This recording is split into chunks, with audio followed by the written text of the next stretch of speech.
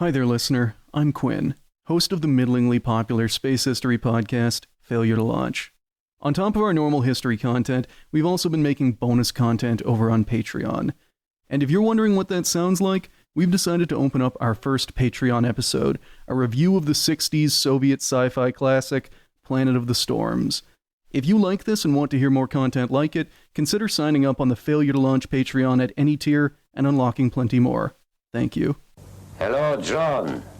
Проснитесь.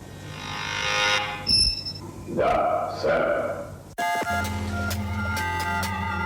We had a pretty large bang associated with the caution and warning now. As we have an apparent serious oxygen leak. 4, 3, 2, 1.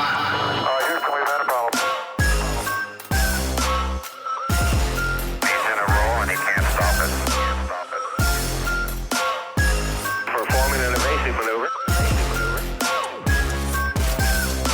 Okay, Houston, we've had a problem here.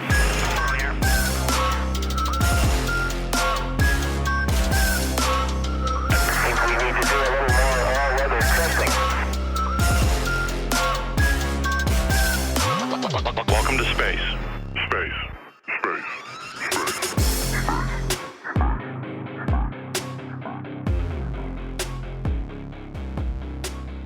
Hello and welcome to the first bonus episode of Failure to Launch. We are your hosts, Quinn, Chris. A displaced Chris. and if you're listening to this, then you were kind enough to join the show's Patreon to help cover things like buying research materials or hosting our episodes. So what exactly did you click on? What are we doing here?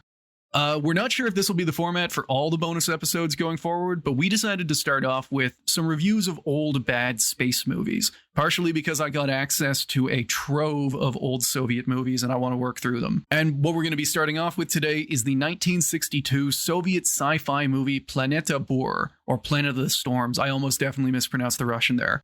And this was directed by the father of Soviet futurism, Pavel Klushantsev. Now, this is one that I've actually been really excited for a while because, like you'll see in a bit, I don't know if this is what I would call a good movie, but there's still a load of excellent elements and like history in here. The Godzilla threshold is absolutely in play for this movie. Oh, yes. Yeah. And the writing is just like through the floor because like for all of the impact this movie had on Soviet and I guess communist sci-fi scene in general, this was Pavel Klushantsev's only feature-length movie. To give you a bit of an idea, Pavel's a guy who basically built his early career on these short, very researched, like speculative space documentaries on how these missions of the future might look. And they all use like the best practical effects available and models and all that stuff. Like we're going to see with this movie, there's a lot of very good speculative space research, a lot of stuff that actually comes true later. So in 1957, he makes Road to the Stars, which starts to introduce some fiction. It's kind of like a fiction documentary hybrid. And it introduces some like stories in between all the hard science. And this earns him enough favor that he's able to make a full movie, Planet of the Storms. His life's work. His legacy. He actually, for reasons I am unable to find, he doesn't really work after this. He falls out of favor when this movie comes out. I wonder why. We start off with a Radio Moscow broadcast about this first manned mission to Venus. So it's got 3 spacecraft. These are all very well designed. They're very like good speculative spacecraft designs. We got Vega, we got Sirius, and we got Capella. And the transmission ends with the words, "The crew are in perfect health," and literally 8 seconds later, I timed, the Capella spacecraft is dusted by an asteroid, like fully just slammed into, destroyed. Removed from existence, reduced to atoms. Oh, it's like, yeah, and it's even like the asteroid, a lot of movies, they would have just like a tiny little meteor hit it or something. No, this is fully just like fly on a car windshield, just like splattered and gone. And it's like an asteroid that's like half the size of the spacecraft. Like we then see the crews of the other ships, like they're dealing with this loss. And through this, we get introduced to all of our characters. So on the Sirius, we've got the captain Vershinin, the straight man Bobrov, and the idiot Alyosha. And meanwhile, on the Vega, there's Commander Sherba, the only female character Masha, and Alan Kern. So, our boy. Does anyone want to talk about how Alan Kern is introduced while everyone else is kind of like crying over the Capella. He's very much made out to not be the best guy. Oh, he's... There are some overtones at play. Audience, to give you an idea, this guy is introduced as everyone else is talking about the Capella. He is in the 0G squat rack. He is doing a workout. They ask to talk to him. He fully says, like, no, give me a few more minutes. I need to finish these reps. He's on his grind. He does not give a shit about Capella, and he routinely tells people that they were lucky because they died quickly. Listen, he was on his grind set. He had to complete those reps. And if the name Alan Kern didn't clue you in right away, the movie will hammer on this over and over. This is an international mission, and Alan Kern is a capitalist. He's a capitalist, and they're going to tell you that over and over. They're going to say it directly, but they're also going to throw in a bunch of like actually clever little kind of hints here and there anyway. There are no overtones present. Don't worry. So the first problem for the crews is that without Capella, they can't really keep to the mission plan. So this is something I really like. This is like a good speculative mission plan. It's not just like, oh, the Tintin rocket lands on the moon and then leaves by itself. The plan here is like for 3 spacecraft to reach Venus, 2 of them will land and 1 of them will stay in orbit as a lifeboat. So with Capella gone, they can't really do that. And Moscow tells them that they're getting ready to launch a replacement ship called Arcturus, and that it'll get there in like 4 months. So the new plan is wait in Venus orbit for 4 months, Arcturus gets there, and then everything continues as normal. And pray that you don't get connected to God's Wi-Fi. It sounds pretty simple. Like they're just waiting in orbit for 4 months. It'll suck, but they did it before to get to Venus. However, Alyosha does not agree with this. Alyosha decides that he would rather just land right now, screw the consequences, and disobey orders from Moscow. And he manages somehow to convince literally everybody else on the crew that this is a good idea. There is no like textual reason for this to happen, you know? There is no space race. There's no rush. These guys just decide they don't want to wait and would rather like risk their lives doing it right now. Well, I mean, they extrapolate on it. I think Kern mentions it. It's that like 4 months is like just every day is just, you know, Russian roulette. Are we going to get hit by an asteroid? Are we going to get hit by an asteroid today? And so they propose with like the glider that they'd go down. But Alyosha, they were like, okay, we could send a team down. Alyosha's like, no, send me. I will go alone. And then they're like, well, what happens? Yeah. What happens? You know, what happens if something happens to you? He's like, I promise not to call for help.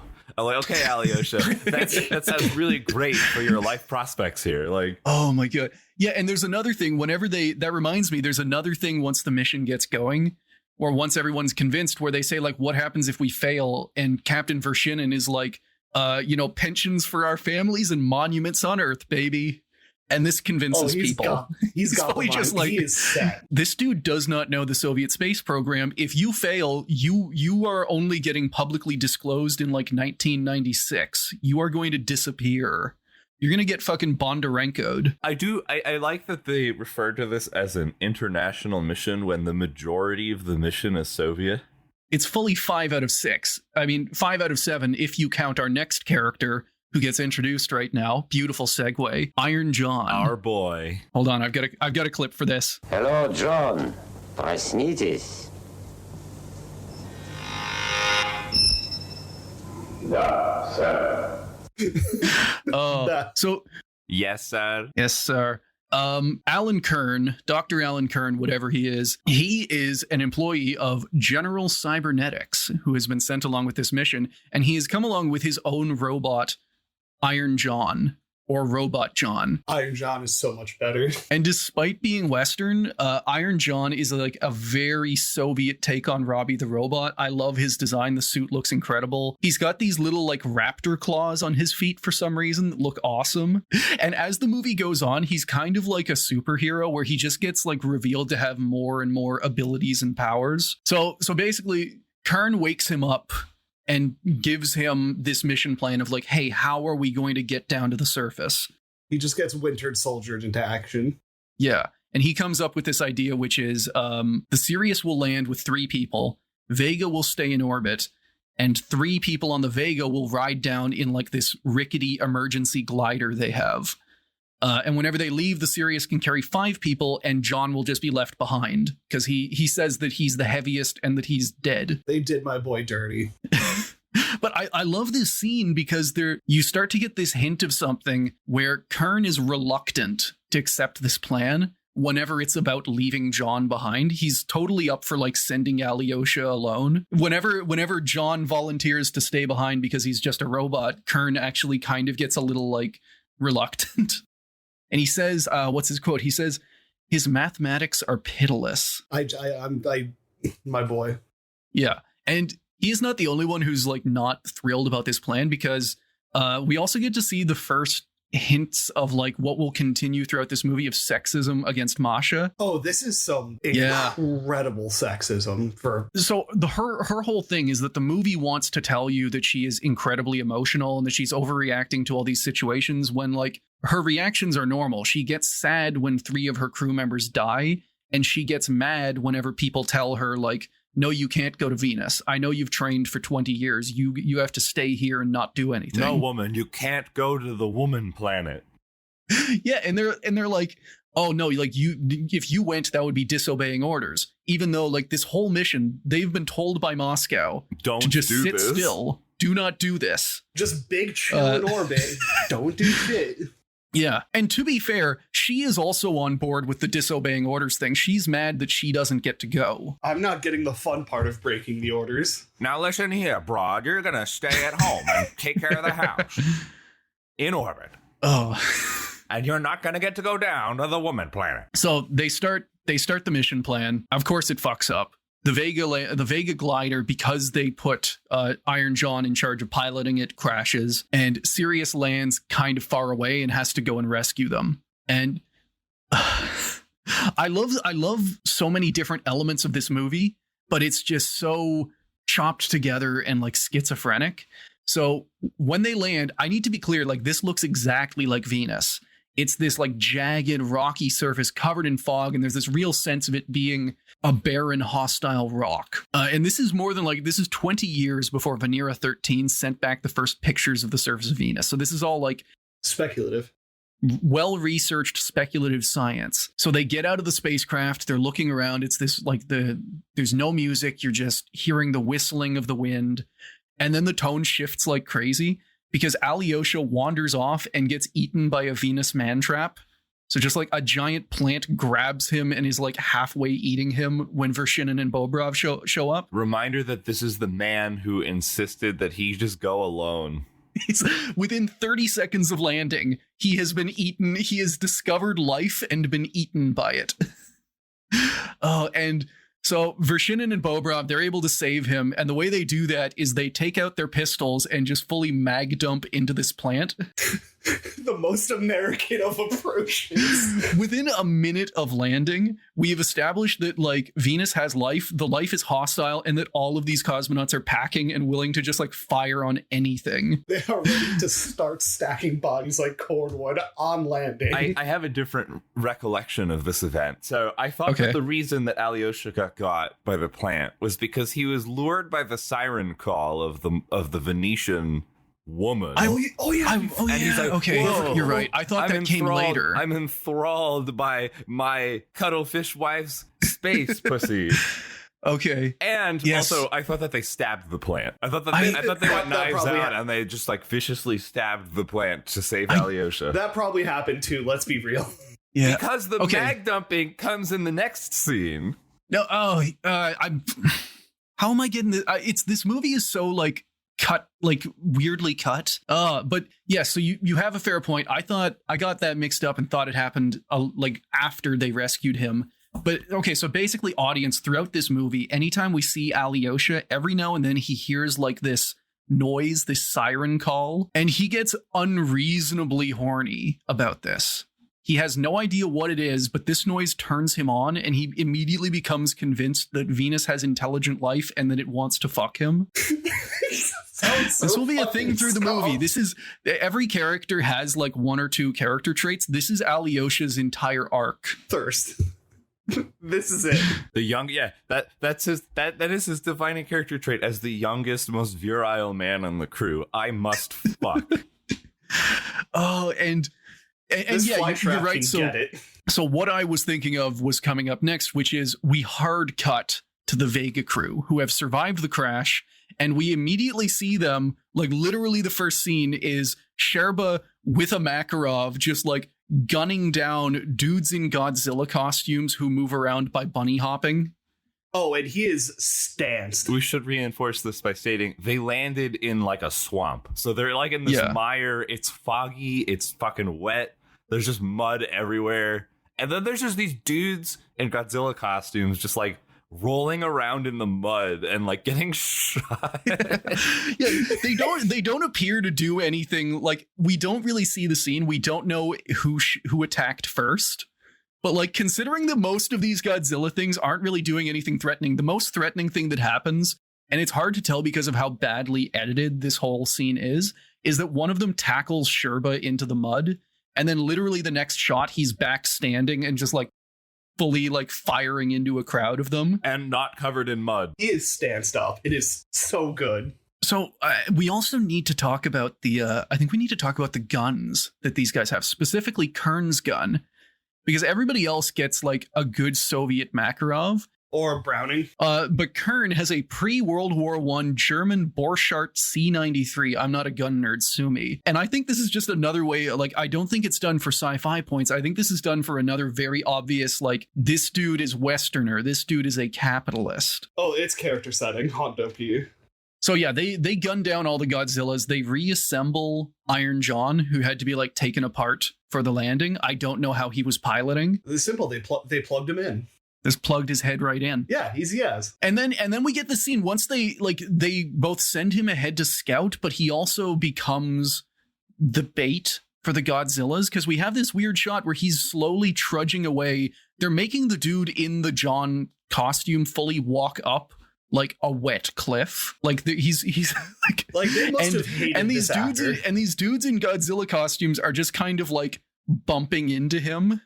They're doing that actor so dirty. I'm still thinking about all of the crew and their handguns. And the fact that none of them have any kind of standardization to their kit at all. Like everybody has, I think there were like 5 different handguns in this movie.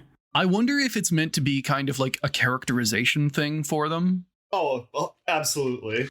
But then at the same time, like, in a 1962 Soviet sci-fi movie, is there the expectation that the gun nerds will go like, that's a Browning and that says such and such about Alyosha? Oh, absolutely not. But they'll see the German gun. Yeah, like Kern's gun is the most obvious, where he's wielding this like enormous handgun. It might be the episode art. It'll definitely be on YouTube, but there's this amazing shot where he's in like full pose with this like Desert Eagle style handgun, just like nailing one of these Godzillas. Borchards are not small. Yeah, and so they get out of the crash site, they get to somewhat safety, and then we're back to the serious crew. So like this movie, we're going to be bouncing back and forth between the serious crew and the Vega crew. I'm just going to identify them like that so you don't get lost. So the serious crew, they've like stabilized the situation. Alyosha has been saved from being eaten, and they need to get to the Vega crash site to like save the day. And how are they going to do this? They're going to use the hover Tatra. So in my notes, I initially had this written as the Lev Lada, but it actually looks way more like a Tatra 903, I found out. But Lev Lada just sounds so much better. I love this thing.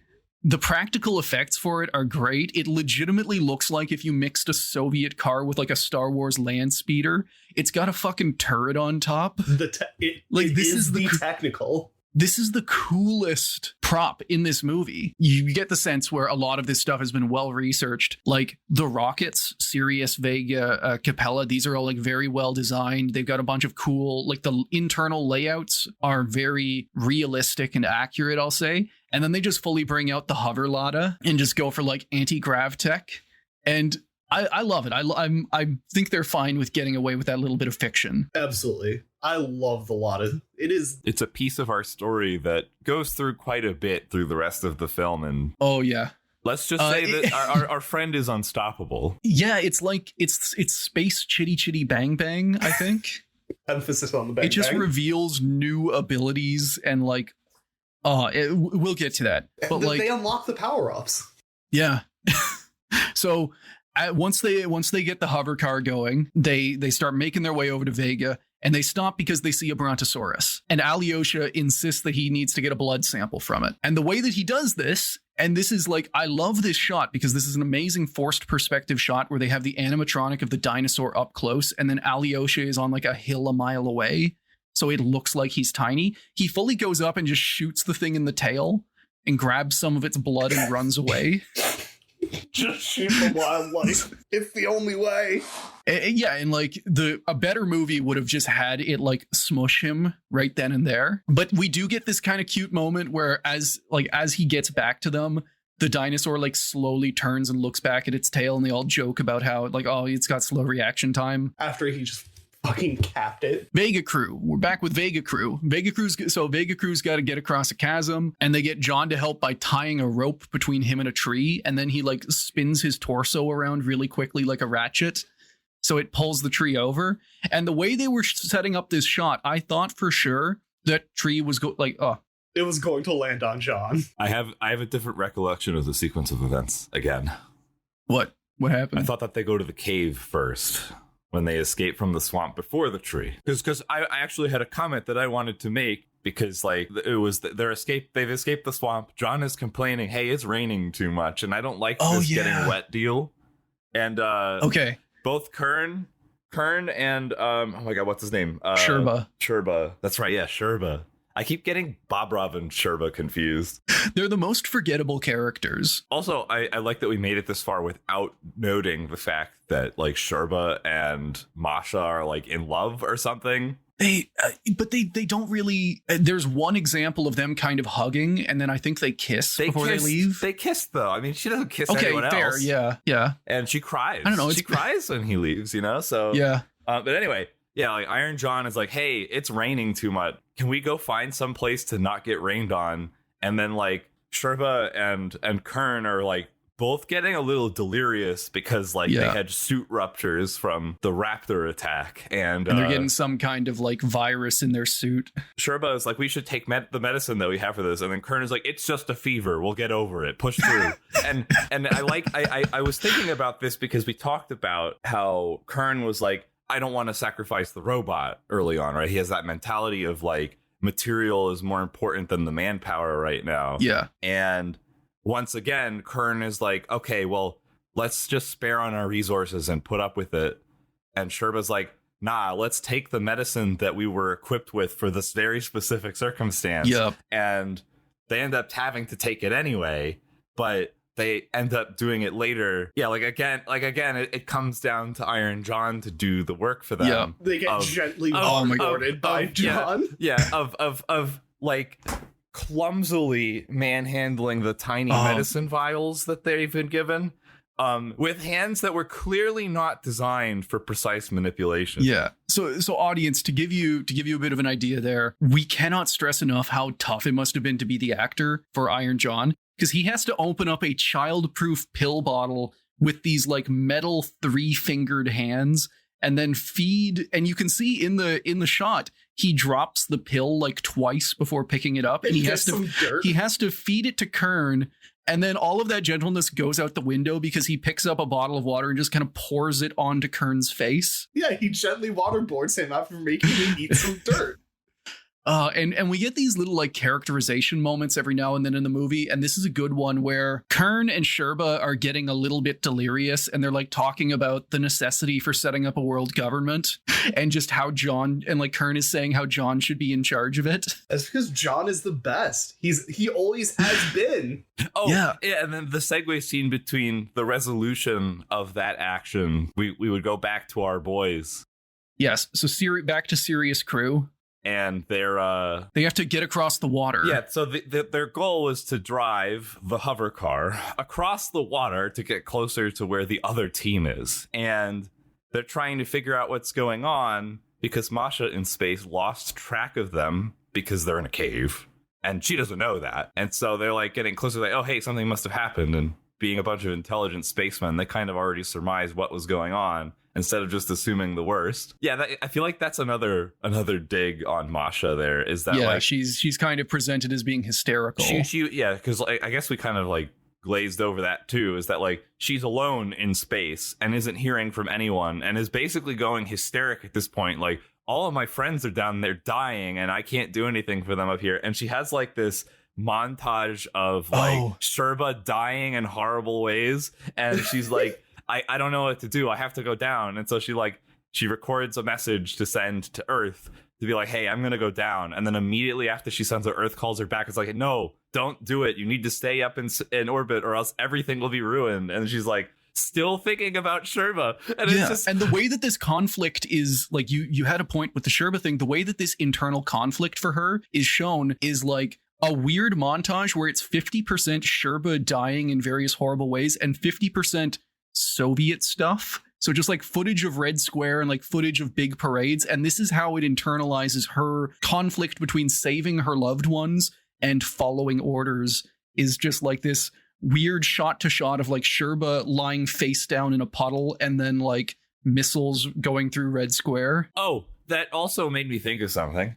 Is again, like, there's this motif between the Soviets and the West where the Soviets are putting this priority on human life, and that, you know, friendship is important and taking care of humans is important, and the West is more like resources are important, minimizing losses is important for material. And it's like, it's amusing to me that is the spin when you have Masha weighing between friendship is important, taking care of people is important, and Like Moscow yeah. being like, the mission is important, objectives are important. It's like, okay, so is this the primacy of the Soviet ideology here? What is the best, or is it just that the Soviet people aren't as awful as Moscow, you know? Like, And I'm surprised there wasn't some point, because like they don't tell Moscow about this whole thing. I'm surprised there's not a point where Moscow calls Masha like, yo, what the fuck? Why did you go down to Venus? We told you not to. Bestie, why didn't you fucking listen? And you do make a good point there about like the Kern, whenever they're first getting delirious, there's a good line. There's like this conflict between Kern and Sherba where they say, like, Kern fully thinks that Sirius isn't going to come and save them. He thinks they're going to do the mission and leave. What does he say? He says, fear and selfishness are human, to which Sherba looks kind of offended and says, friendship is human.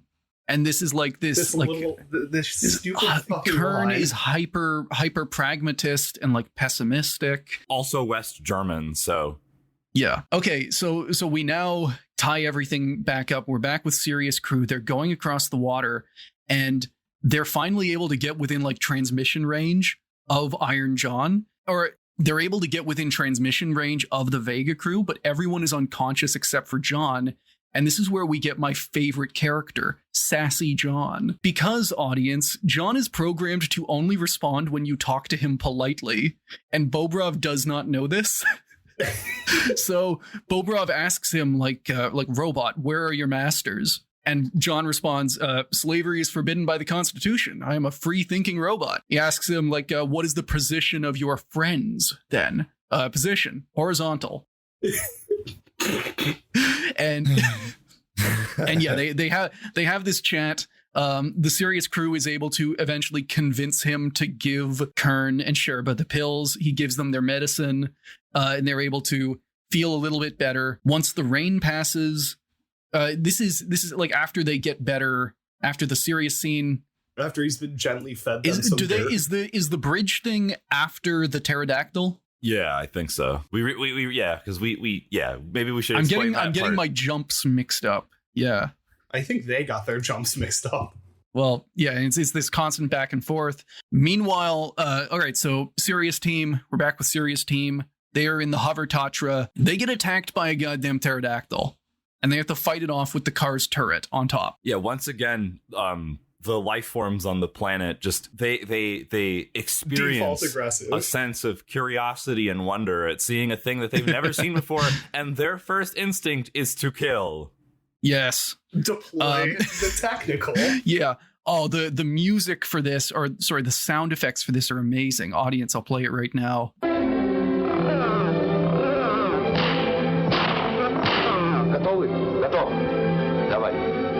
And that kind of like, that's the pterodactyl.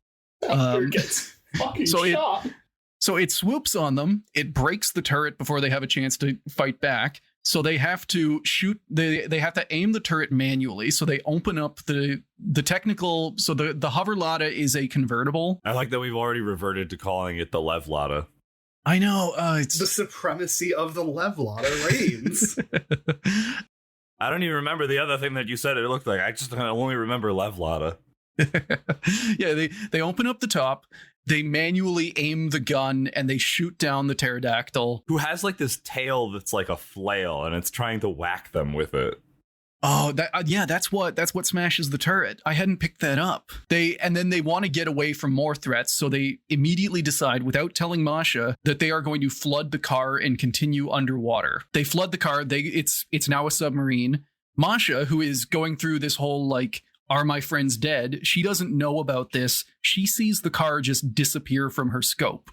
And this makes it her whole, like, I need to go and rescue these guys immediately, like, even worse. So their car disappears, but Sirius Crew isn't dead. And now the submarine hover car is moving along the bottom of the sea. And I love these underwater shots. I don't think there's anything too special to them. What they did was they just put a fish tank in front of the camera and like filled it with fish. No, I insist that they built a massive fish tank. The Soviets would spare no expense for one specific task. They went to the bottom. They mobilized the entire planned economy to build a giant fish tank on the set so that they could put the people with the car and the fish in the same shot.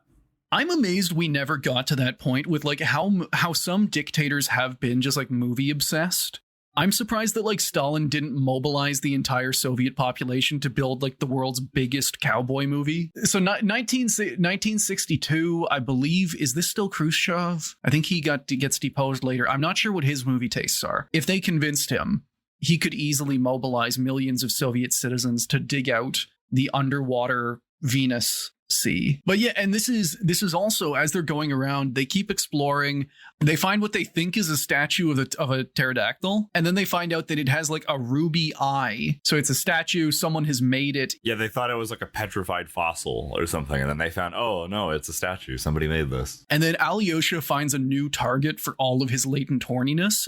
He finds a cool rock, and it looks kind of like a face, and he takes it with him and keeps it with him all the time, and later on talks to it. Does it look like a face yet, or is it just that it's oddly shaped, and so he's like, something made this rock? I think, yeah, you're right. He's just he kind of comments something on the fact that it's far too angular to be a naturally occurring rock.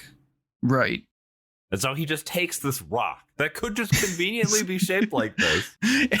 And yeah, has become convinced, like the other guys are pointing out, like, hey, this only proves that there was intelligent life at some point. There's no guarantee it's still around. Alyosha occasionally hears the siren noise and is just convinced, like, not only is there intelligent life right now, it's in love with me, and it made this cool rock I found. Something wants to fuck me on this planet.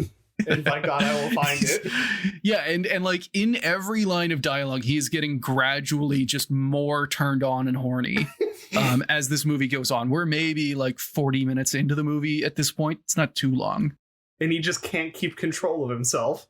Yeah. So Vega Crew, we are back with Vega Crew. They are no longer sick, and they need to get across a chasm. And the way they do this is very cool. They tie a rope to Iron John, and then tie the other end to a tree, and then they get him to spin his torso around really quickly, like a ratchet, and it just pulls the tree over.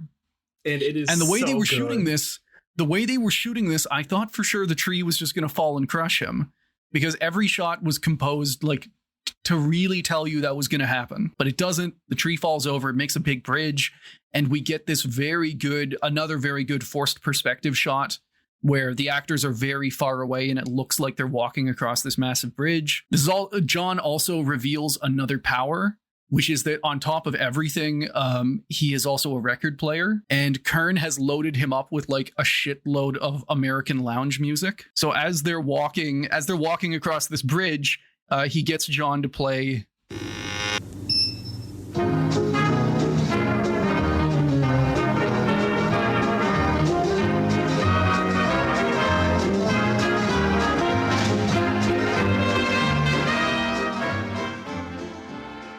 You wanted some Fallout vibes? Something I realized is that Kern was whistling this song, and like moments before in like the prior scene when they're like, oh yeah, when we're reintroduced to the crew and like they're like, oh hey, look, we're all better now, and like collecting rock samples, and Kern is just like, I don't want to do anything because the robot will do it, and he's just chilling there whistling to himself. And this is like Kern's favorite song. It's John's theme. It comes back later, like we'll see. Once they're across the chasm, they see a volcano and they decide they need to go explore that volcano. Never mind the fact that they are like without food and desperately trying to like get to help.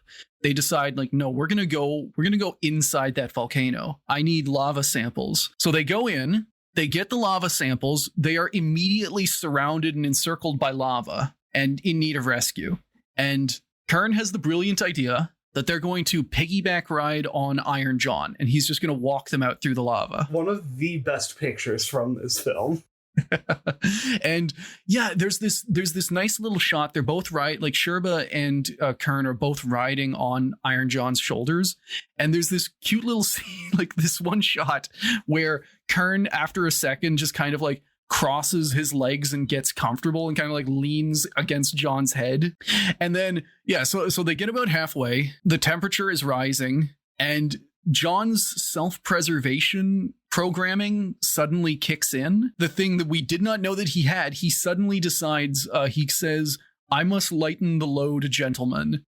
And he tries to throw Kern into the goddamn lava. I'm sorry, Dad. You gotta die. Sorry, Dad. Yes. My feet are melting. I gotta lighten the loads. I'm not structurally sound anymore. And okay, so Sherba is able to reach back and like deactivate Iron John. Like the robot freezes up. It turns on his lounge music again for some reason. The lounge, like I love this shot. The lounge music plays for like 10 seconds, and then John catches fire from the inside. It's not just he starts smoking, like there is smoke pouring out forcefully from every joint and crack in this robot. It's haunting. As they're still just kind of like sitting on his shoulders, hoping he doesn't fall over. Oh, I found the picture.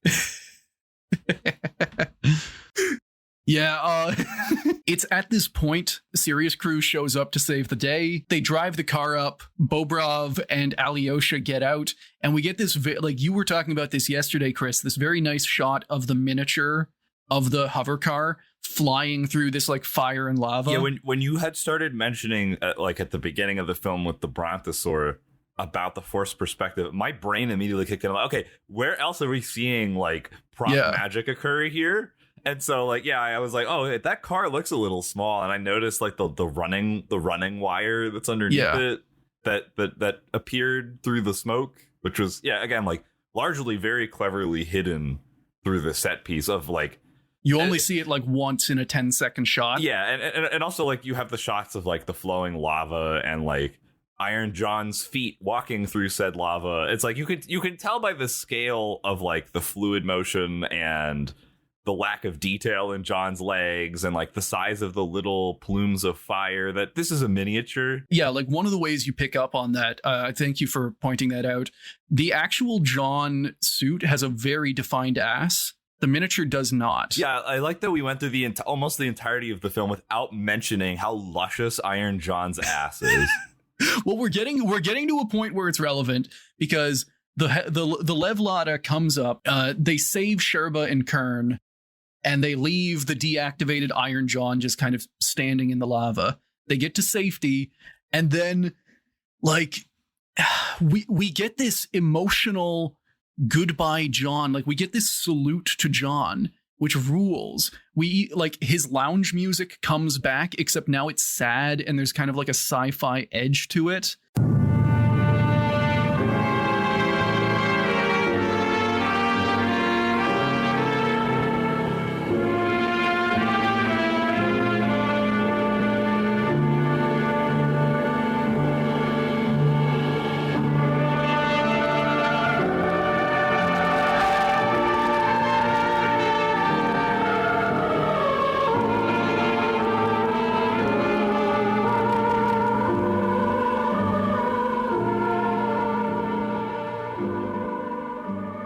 Kern is watching all this happen. He's literally crying as he watches his creation slowly tumble and fall into the lava His and caked up disappear. creation. And the last thing we see, the last thing breaching the surface of the lava is John's massive ass. Oh, Why did they? He didn't have to be so caked up, but they did. And I commented on it, like when we watched the. If the listener can't access the film to see it themselves, just imagine that meme of the guy that's in the shower and he has the huge ass, and it's the one where it's got the caption. It's like, everybody is so mean to me. He has an ass that's just like that. I mean, well, like, sorry, I think Kern is a robosexual and he just designed John that way. That's why he's so broken up about the betrayal. That's why he's still sad when John dies. His accent, I can't even. Oh, I'm broken up too, buddy. Don't worry. Okay, back to the tactical Tatcha. Us talking about his ass aside, like, it is genuinely this, like, Sad scene. they fully salute this character as he dies right after he tried to murder them. We can't attempt to downplay that at all. He is the most important character in the movie. And he gets some of the best characterization. Dude, Sassy John was my favorite part. He's the only guy who gets to tell good jokes. It's too good. So, Gone too soon. R.I.P. my boy. and right after that, like, another jarring tonal shift. So the crews are now back together, and we get them, they're kind of just set up on a beach, just kind of resting. Kern is Kern is off to the side, and Sherba is trying to kind of console him over the death of his like caked up son. And Alyosha is off on the other side of the beach, fantasizing about his woman while looking at kind of a weird rock. Figuring out how he's going to make love to it. And then, Bobrov, who up to this point has just kind of been the straight man, he gets no characterization at all, pranks Alyosha by like dressing up as an alien and trying to kill him. He's lucky he didn't try to fuck him. Yeah. And then, well, because Bobrov's thing this whole time has been telling Alyosha, like, you have no clue what that sound is. It could just be a weird squid monster. So he dresses up as the squid monster. And then, like, they really try and cram all of Bobrov's personalization into this one scene. We find out that Bobrov has triplets. He just has a picture of his kids, and the picture is fully labeled 1, 2, and 3 over each kid. And he plays this off by saying that it's like they were basically, like, by alluding to the fact that they were basically born the day that they were leaving, and so they didn't have he time and his to wife name haven't them. had time to pick the names. Like, he hasn't been back. I know that's the actual explanation, but I love that image in my head of him showing off a picture of his kids. Like, the kids were born that day. He's got pictures of them. And it's just labeled, fully 1, 2, and 3. Hello, third child. Greetings, parent number 1. So they're all together, and this is like they get the transmission from Masha. So Masha, if you'll remember, she is sent a transmission saying, like, I'm pretty sure all of you are dead. I'm coming down to try and rescue you because I'm the only person who can. I'm going to break orders. I'm going to do the heroic thing and save all your lives. And a better movie, I thought they were fully setting this up as like, oh, they're going to, like, the Sirius and Vega crews are going to leave at the exact same time Masha comes down, and she's going to be stranded. It's going to be this kind of like bittersweet, or like she'll have died in her attempt to save them. The woman planet.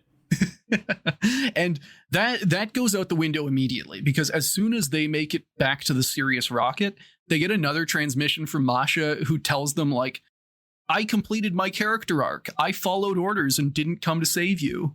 And I guess I was right to, because you're not dead. And that's it. Masha's arc is done. She is fully actualized as a character at that point. She followed goddamn orders, and she didn't do anything emotional to rescue her lover and husband. Sexist. Yeah. And this is fully treated as just like the best thing that could have happened to her. Like, I followed orders from the Soviet Union. So the crew gets back to Sirius. They're getting ready to leave, and then a flood starts up, and the flood threatens to knock over the rocket. So they need to clear all of the cargo out of the rocket, and they're just throwing stuff out. And like, maybe you guys can help me with this. I got confused by this the first time. Alyosha is like trying to open up a crate or something. And the way that he's doing that, instead of using the visible latches on the crate, is he's like smashing his cool rock into the crate over and over. Oh, He's just gone unga bunga, and he's like trying to smash it. He's gone full monkey mode. And then the rock breaks. Like, his cool rock smashes, And I broke in my the rock, cool guys. rock is like this marble portrait of a woman, or like an alien kind of looking woman. And Alyosha's horniness levels go through the roof. They go to 11. He immediately starts like hooting and hollering and sprinting pokes a around hole the in his launch suit. site. And he's like shouting, and he's like, because he's like, he wants everyone to know. He's like, I was right all along. I have a girlfriend. I have a girlfriend. She goes to a different planet. He runs up like to the door of the spacecraft, and he's like in the door shouting to them like, I told you, it's a woman. And like, and then hands like we should frame this better. They're about to leave. Like, yes, they like the flood has like destabilized the land, and the ship is going to tip over unless they leave now. And Alyosha is outside with his rock, and it's like he's shouting up to everyone who's like in the ship, like, look, guys, look, like I was right. And then like, they're like, Alyosha, you idiot, get inside. Yeah, there's this great scene where he's standing in the door shouting at them, and then hands, like whoever's hands you can't see, come out, grab him and pull him in, and he's like, guys, why are you pulling me? Can't you, like, I've got a girlfriend, look. And similar to how you had on first watch suspected that Masha was going to land and be left behind, I thought that they were just going to leave Alyosha. Oh, that would have been so much better, though. So he can fuck the rock. So he could have exactly what he wanted in the first place. Yes. Making the entirety of the mission irrelevant because they could have just sent him down on the glider in the first place and obeyed orders. Yeah. And then picked him up in 4 months. After 4 months of snoo. They pick him up when Arcturus gets there. Guys, he wants to bust on the rock, just let him. So yeah, they drag horny Alyosha into the rocket. He gets to keep the rock, and then the rocket takes off. And this is one more thing that I really like about the rocket design, one more really like well-researched kind of realistic element. The rocket leaves its second stage behind. It doesn't do the Tintin rocket thing. It doesn't just take off. It leaves the landing stage and just the top part flies off. Yeah, it's good. And then the camera pans down. It pans down to this puddle that Alyosha found at the start of the movie as soon as they got out of the rocket. And he like fully almost drank from it. He almost drank from the puddle. I cannot stress enough how much of an idiot Alyosha is for a cosmonaut. But yeah, we pan down to this puddle, and in the reflection of the puddle, we see Alyosha's girlfriend walk up, and she's in like this full veil. So Venus has life. It has intelligent life. It has Amazons, and Alyosha did not get to fuck any of them. And that is the end of the movie. Good, the sex pest has been ejected from the planet. Yeah, so presumably they're going to get back up into space. I don't know what kind of mission they had to do. They found life. They somewhat found intelligent life. They gathered a lot of samples, and they gathered samples from like, I don't know, 4 places it looked like. They took they shot a dinosaur. They shot a lot of dinosaurs. They shot a lot of the locals. The death toll in this movie is like probably like 10 to 12 Godzillas in the swamp. The plant, I don't think the plant died. I think it like curled back up into a rock. Guys, the pterodactyl was like basically unscathed by the power of the technical. Yeah, they describe it as a cannon too. Like it's got to be some kind of like anti-air thing on there. It's so strong. I can't get over it. So that is the end of Planet of the Storms, but there's actually a lot more to this story, because in the late 60s, this American movie producer named Roger Corman took this one movie, Planet of the Storms, and he kind of like spliced and re-edited it back together. Like, have you guys ever seen Kung Pao Enter the Fist? Yes. Naturally, yes. So he did that with Planet of the Storms, and he spliced it into 2 movies that we will eventually be reviewing. 1965's Voyage to the Prehistoric Planet and 1967's Voyage to the Planet of Prehistoric Women. God. So they did this kind of thing where they also, for some reason, they recast Masha. That is like the main edit both of these made. Yes. Every other actor is just the same, just redubbed. It's so bad. It's fun. Yeah, and audience, you will get the chance to hear those eventually. It is Godzilla threshold fun. So what do you guys think of Planet of the Storms?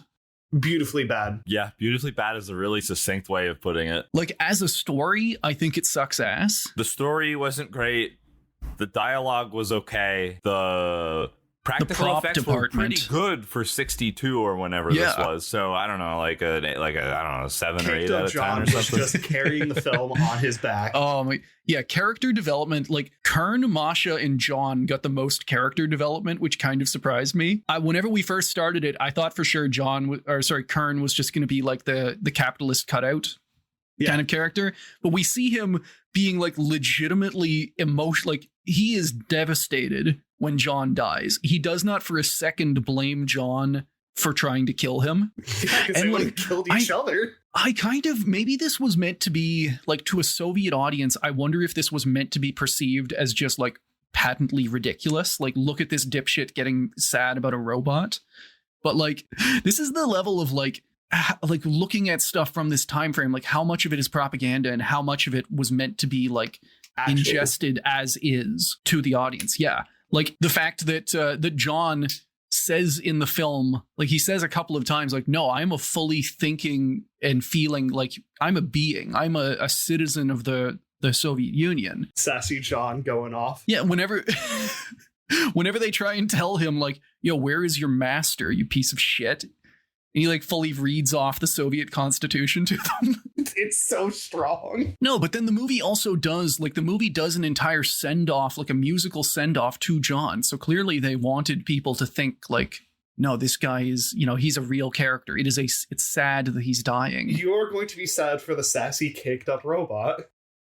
I don't know. I think for like a boy in the 60s or whatever, like a sapient robot would be like a cool ass thing no matter who made it, right? Like, yeah, that would be awesome. I thought they were kind of going for like a HAL 2000 kind of thing. Like maybe he got rained on and that like fucked with his circuits. But because especially at the start of the movie, he's very much like, I am a robot. You're going to leave me behind at the end of this. But then he starts to get a little bit more, I don't know. I'm probably overthinking this. He's just a cool character. He's reliably the funniest character in the movie. And then, I don't have a lot of detail on this, but like, that's the Kern stuff. Masha, they like the sexism against Masha. I don't know. Is dialed up. It is dialed up. And on the one hand, like the 60s anywhere, Soviet Union, West, wherever, were not exactly a great time for women. But like this movie actually got in hot water with reviewers and the Kremlin whenever it came out for how sexist it was to Masha. There's this thing in the movie where like everybody is kind of like dismissive and sexist towards Masha, but like Kern is extra sexist to like he says at one point, a robot is better at thinking this through than a woman.